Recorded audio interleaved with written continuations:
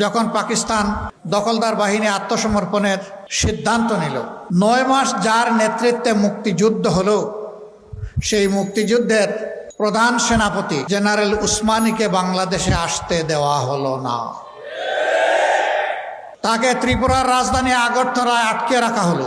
তিনি মুক্তিযুদ্ধ পরিচালনা করলেন, কিন্তু পাকিস্তান বাহিনীর আত্মসমর্পণটা স্বচক্ষে দেখার সুযোগটা থেকে তাকে বঞ্চিত করা হলো। অধিকার ছিল তার হাতেই আত্মসমর্পণ করবে এই বাহিনী। কৌশলে তাকে দূরে রেখে ভারতীয় পূর্বাঞ্চলের কমান্ডারের সামনেই পাকিস্তান বাহিনীকে আত্মসমর্পণে বাধ্য করা হলো। এবং সেই দিন 93,000 যাদেরকে লৌহ বাহিনী বলা হতো, আয়রন ট্রুপ, তাদের সমস্ত সামরিক যানবাহন, যুদ্ধাস্ত্র, রেশন, গাড়িগুড়া সব কিছু উজাড় করে ভারতে নিয়ে যাওয়া হলো। ভারত 54 বছরে আমাদের নেওয়া অস্ত্র, গোলাবারুদ, গাড়িগুড়ার কিছুই ফেরত দেয়নি, এমনকি গুলির একটা খোসাও আমাদেরকে ফেরত দেয়নি। স্বাধীনতা বা মুক্তিযুদ্ধের সময় তারা আমাদের যে সহযোগিতা করেছিল, এক ট্রিপেই সব তারা উসল করে নিয়ে গেল। এরপরের ইতিহাস আরো করুন। ছোট্ট এই দেশটি থেকে যুদ্ধ বিধ্বস্ত এই দেশটির খাদ্য গুদাম ও তারা লুটতরাজ শুরু করলো। 9ম সেক্টরের কমান্ডার ছিলেন মেজর জলিল। যশোরে তখন তিনি দায়িত্ব পালন করছেন। তিনি তার সঙ্গী ফোর্স নিয়ে রাস্তায় শুয়ে গেলেন। বললেন, দেশ এই জন্যে বুক চিতিয়ে যুদ্ধ করে স্বাধীন করিনি, পাশের দেশ আমার দেশের খাদ্য গুদাম লুণ্ঠন করে নিয়ে যাবে, আমার বুকের উপর দিয়ে নিতে হবে, তাদেরকে আমি রাস্তা দেব না।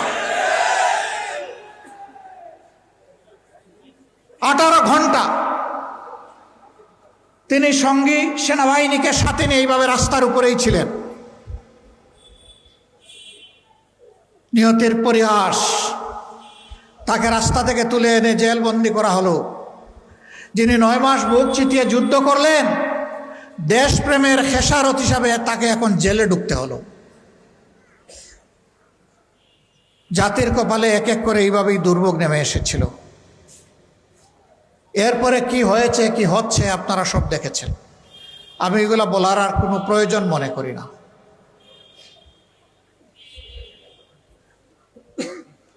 শেখ মুজিবুর রহমান সাহেব বিপুল জনপ্রিয়তা নিয়ে 1972-এর 10 জানুয়ারি দেশে ফিরেছিলেন। ক্ষমতাবার হাতে নিলেন, দেশ শাসন শুরু করলেন, কিন্তু 4টা বছরও তিনি শাসন করতে পারলেন না।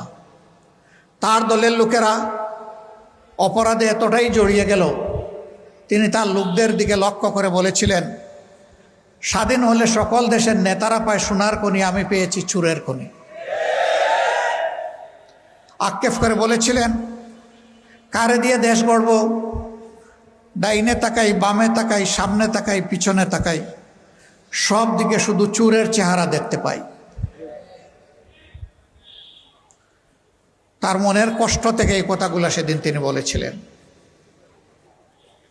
কিন্তু শেষ পর্যন্ত ব্যাংক ডাকাতি থেকে শুরু করে, সোনার দোকান লুটতরাজ ডাকাতি থেকে শুরু করে কোনো কিছু ওই আমলে বাদ পড়েনি। অসংখ্য মানুষকে বিনা বিচারে হত্যা করা হয়েছে।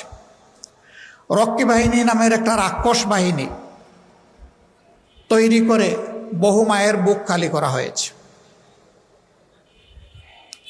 বহুদলীয় গণতন্ত্রকে খতম করে একদলীয় বাকশাল কায়েম করা হয়েছে।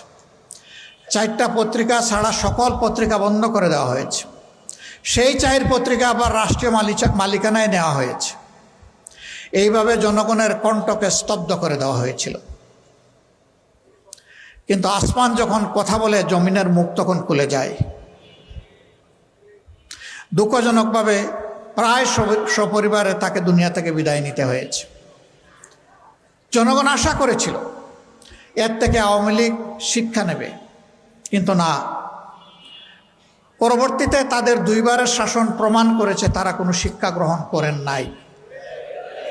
বিশেষ করে শেষ 15.5 বছর এক নাগাড়ে তারা দেশের উপর শাসন নামক তাণ্ডব চালিয়েছিলেন।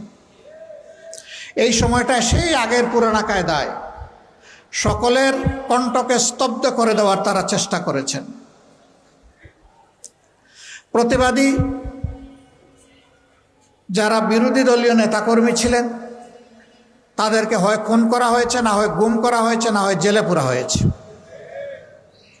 অসংখ্য মানব সন্তানকে পঙ্গু করা হয়েছে, কারো চোখ তুলে নেওয়া হয়েছে, কারো হাত কেটে ফেলা হয়েছে, কারো পা কেটে ফেলা হয়েছে, কাউকে বুলেট বিদ্ধ করে প্যারালাইজ করে তাদের বিছানায় ফেলে রাখা হয়েছে।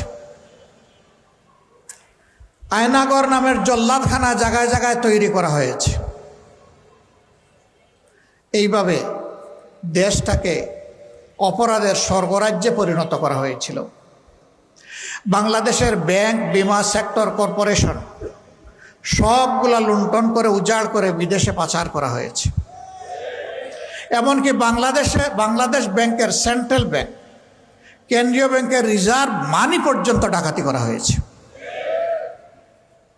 ওটা অর্থনীতিকে বিধ্বস্ত করে, বঙ্গুর করে তারা হয়তো দেশ ছেড়ে চলে গেছেন, কিন্তু জনগণকে বড় মুসিবতের মাঝে রেখে গেছে।